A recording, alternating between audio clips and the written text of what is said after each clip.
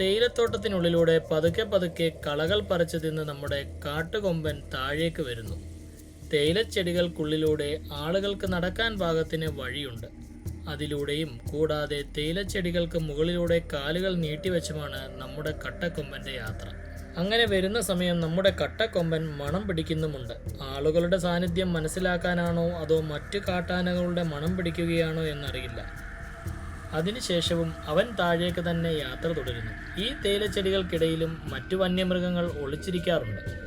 കരടിയും പുള്ളിപ്പുലിയും ഒക്കെയാണ് കൂടുതലായി കാണപ്പെടാറുള്ളത്. ഒരുപക്ഷെ അങ്ങനെ ഏതെങ്കിലും മൃഗങ്ങളുടെ സാന്നിധ്യം മനസ്സിലാക്കാനുമാകാം അവൻ മണം പിടിച്ചത്.